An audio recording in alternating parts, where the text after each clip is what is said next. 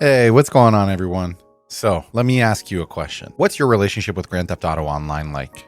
Is it love? Is it hate? Or is it like me, where you just feel like you're in a toxic 10-year relationship that you just can't get out of? Now, I know you know the feeling. One night, you're pulling off the perfect heist with your friends. The music is going crazy. You're laughing your asses off. And the next night, you're just trying to sell one single tiny crate of cargo. And a guy in a flying freaking rocket bike with a random name vaporizes 10 hours of your work. For almost a decade, this has been our reality. GTA Online has been one of the biggest, most successful, and equally most frustrating games on the planet. Now, in the last video, we did a massive deep dive into the single player side of Grand Theft Auto 6, how it's going to be this perfect, beautiful hybrid of San Andreas and Red Dead Redemption 2. If you missed that, don't forget to go back and check it out. I'll make sure I post a link in this video and a link at the end of the video as well. But that's only half the story. The single player is the game, but we all know the online is the business. It's the true business. And for 10 years, that business has been a grind. It's a soul-crushing, second job level grind. It's a world where we have $1 billion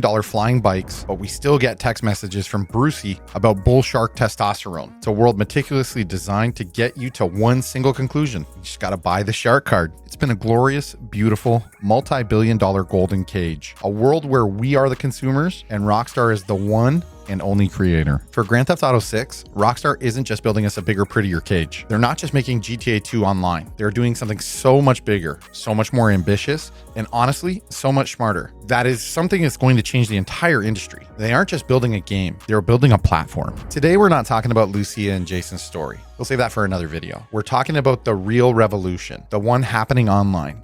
We're talking about a leak called Project Rome, and it connects directly to Roblox. This is the playbook for how Grand Theft Auto 6 Online will take over the next decade, maybe even longer, not just as a game, but as a platform. And before we can understand where we're going, we have to be painfully honest about where we are. Let's talk about Grand Theft Auto 5 Online. The good, it was revolutionary. The idea of a persistent shared world GTA was the dream. And the heists? Man, the heists, the first time you and your 3 broke friends, after hours of failing, finally pulled off the Pacific Standard heist. That feeling, it was unbeatable. Driving the bikes down the canyon, parachuting to the boat, it was peak co-op gaming. And you have to give Rockstar credit. The sheer volume of content they've added over the last decade is staggering. Nightclubs, bunkers, arcades, aircraft carriers, flying cars, car meets. It's a truly mind-boggling accumulation of assets. It's a content library so vast, you'd need to play for hours just to see it all. But that's where the bad comes in, because every single piece of that content, every single update was ultimately just a new flavor of the same thing, the grind. Buy a bunker to run missions so you can get supplies, to make a product, to sell that product so you can make money, to buy a new, more expensive bunker, or a nightclub, or an oppressor, the single most toxic addition to any online game in history, a vehicle practically designed to ruin other people's fun. The entire gameplay loop of GTA Online is designed to waste your time. The travel times, the mission timers, the arbitrary costs of everything, it's all just friction. Friction designed to make you say, you know what? My time is more valuable than this. I'll just pay the $20. The world itself, while beautiful, is static. It's a movie set. The NPCs are brain dead. The police are psychic. The content is just a new icon on a map that sends you to an instance mission. For 10 years, we have been consumers in Rockstar's world. We get to buy the toys, but we never ever get to build the toy box. But here's the crazy part. All that time, while we were stuck in those official chaotic public lobbies, a parallel universe was thriving right alongside us. A quiet revolution was building, completely outside of Rockstar's control. It was called 5M. Now, for anyone who doesn't know, 5M is a modding framework for GTA 5. It lets players create their own dedicated servers with their own rules, their own assets, and their own scripts. And it gave birth to the single most important community-driven phenomenon in GTA history, role-playing. GTA RP. On these servers, people weren't players. They were characters. They weren't there to grind or to get a high score. They were there to live a life. They were cops, criminals, taxi drivers, EMS workers, lawyers, judges, real estate agents. You had to obey traffic laws. If you got shot, you were downed and had to wait for a real player-controlled EMT to come and save you. If you got arrested, you had to go to a player-controlled lawyer and stand trial. It was slow, it was deliberate, and it was for millions of people infinitely more compelling than the official GTA Online. Why? Because it wasn't about content. It was about consequence. It was about creation. The community on their own, with duct taped and third-party tools, had proven something that Rockstar hadn't. They proved that Grand Theft Auto is the ultimate setting. It is the perfect stage for limitless stories. And Rockstar, for the longest time, was openly hostile about this. Modders were banned, takedowns were issued, but the community just kept growing. It became the biggest thing on Twitch. Super streamers built their entire careers on it. Rockstar was getting none of the credit and none of the money. They were watching as the most dedicated, most creative, and most engaged part of their player base was living in a world built outside of their walled garden. They saw the writing on the wall. They saw GTA 5, a game they built, being turned into a platform by other people. And they knew for GTA 6, that all had to change. They couldn't just build a better cage. They had to build the entire sandbox. And this brings us to 2023. Rockstar makes an announcement that most people really didn't pay attention to. But for those who were paying attention, it was a huge deal. Rockstar Games announced they were officially acquiring CFX.RE, the team behind 5M and Red M. Let me repeat that for you one more time. They didn't shut them down. They didn't sue them. They hired them. They bought the revolution. They took the unofficial underground parallel universe version of their own game and brought it in-house. This is the smoking gun. This is Act 1 of their grand plan. This single move tells us everything we need to know about the future of GTA Online. They are not going to fight the creators. They are going to become the platform for them. And this is where the leaks come in. And that massive research analysis we've all been combing through, it points directly to this. A significant leak from a credible data miner revealed the existence of a new modding engine in development at Rockstar, codenamed Project Rome. Rome, according to the leak, stands for Rockstar Online Modding Engine. And this is it. This is the holy grail. This is not some third-party tool. This is a first-party, bespoke, fully integrated creative suite built from the ground up inside the new Rage 9 engine. The explicit goal of this project, and I'm quoting the research here, is to transform into a platform, not just a game. They're not just letting us mod. They're inviting us to. They're building the tools for it. They are taking the entire concept of 5M and GTA RP and baking it into the very foundation of Grand Theft Auto 6 Online. Now let's compare this to the two other giants in this space. When you think of a game platform,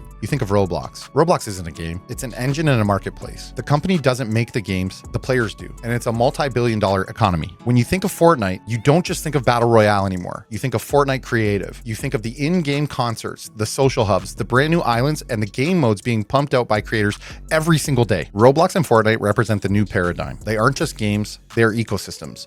They are user-generated content platforms, and they are the biggest existential threat to the traditional, slow-moving AAA development cycle. Why? Because the old model, the GTA 5 online model, can't keep up. Rockstar, with its thousands of developers, could release maybe 2 or 3 big polished heists a year. In that same year, the Roblox and Fortnite communities, with their millions of creators, can release 10 million new experiences. Most of them will be terrible, sure, but thousands of them will be brilliant. And the demand for new content is insatiable. Rockstar, for all its talent, is a bottleneck. Project Rome is their answer to this. It is the strategic pivot to unbottleneck their own game. They are shifting from being a content creator to being a creator economy. Now imagine what this actually looks like. Grand Theft Auto 6 Online will launch. It will have the polished, cinematic, story-driven co-op heist we all love, starring Lucia and Jason. That's the Rockstar experience. But there will be another tab, a tab that says Community or Create, and in there, you'll find the real game. You'll find a GTA RP server with 1,000 player cap, all running on official Rockstar servers. You'll find dedicated 24/7 drifting servers with custom-built mountain tracks. You'll find cops and robbers servers that are actually balanced. You'll find San Andreas-style gang war servers where players fight over persistent, spray-paintable territory. You will find player-built racetracks in the sky,